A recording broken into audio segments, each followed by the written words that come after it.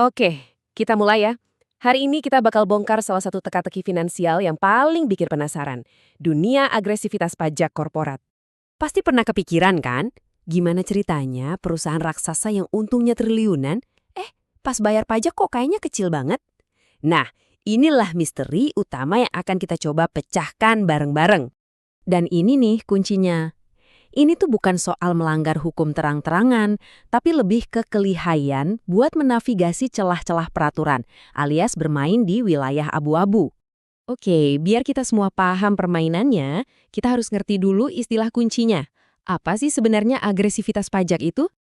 Gampangnya gini, agresivitas pajak itu adalah strategi perencanaan pajak yang tujuannya cuma satu, membayar pajak sekecil mungkin. Caranya, yaitu tadi, pakai metode-metode yang ada di batas legalitas, yang susah banget dibilang ilegal, tapi punya potensi gede buat ngerugiin pendapatan negara.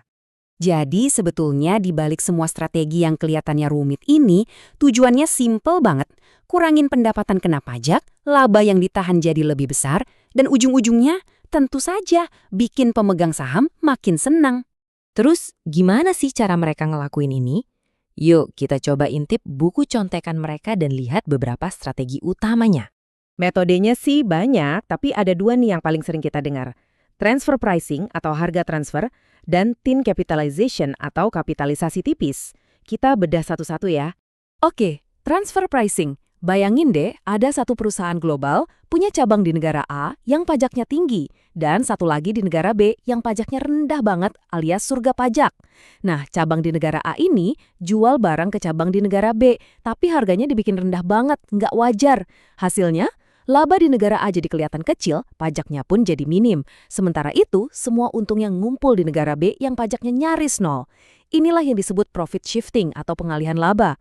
Sekarang strategi kedua. Perusahaan itu kan modalnya bisa dari ekuitas atau dari utang. Celahnya di mana? Celahnya di sini.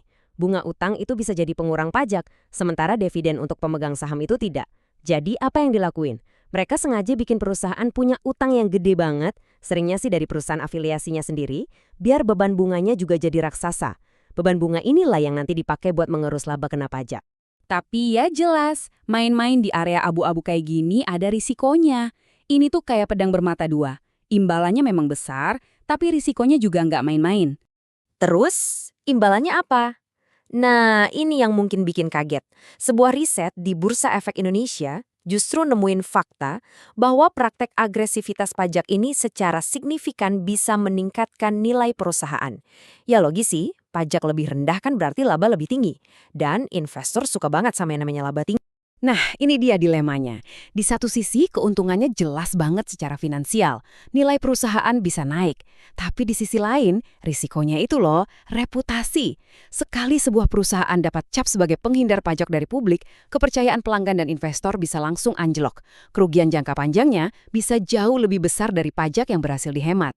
Ya jelas dong, pemerintah dan otoritas pajak di seluruh dunia nggak bakal tinggal diem ngelihat praktik kayak gini. Mereka mulai melawan. Dan ini bukan cuma masalah satu dua negara aja loh, skalanya global. Ada gerakan besar namanya BEPS, singkatan dari Base Erosion and Profit Shifting. Tujuannya cuma satu, nutupin semua celah peraturan pajak internasional yang selama ini dimanfaatin sama perusahaan-perusahaan nakal. Indonesia gimana? Wah, kita juga nggak ketinggalan. Pemerintah udah ngeluarin aturan-aturan khusus buat menargetkan transfer pricing dan thin capitalization. Salah satu senjata andalannya adalah prinsip substance over form. Artinya petugas pajak sekarang punya wewenang buat nggak cuma ngelihat dokumen hukumnya aja, tapi juga realitas ekonomi di balik sebuah transaksi. Tapi perlawanannya tuh nggak cuma dari pemerintah aja. Pertahanan yang paling penting justru bisa datang dari dalam perusahaan itu sendiri. Disinilah peran Good Corporate Governance atau GCJ jadi krusial. Kalau perusahaan beneran transparan, akuntabel, dan adil, Dewan Direksi dan Komite Auditnya bisa jadi semacam wasit internal. Merekalah yang bisa mencegah manajemen mengambil risiko reputasi yang nggak perlu, cuma demi keuntungan pajak sesaat. Pada akhirnya, semua ini balik lagi ke pertanyaan fundamental. Di satu sisi, manajemen punya tugas buat memaksimalkan keuntungan bagi pemegang saham. Tapi di sisi lain, perusahaan juga punya tanggung jawab sosial. Nah, jadi di mana kita harus menarik garisnya? Inilah perdebatan yang kayaknya akan terus berlanjut di panggung ekonomi global.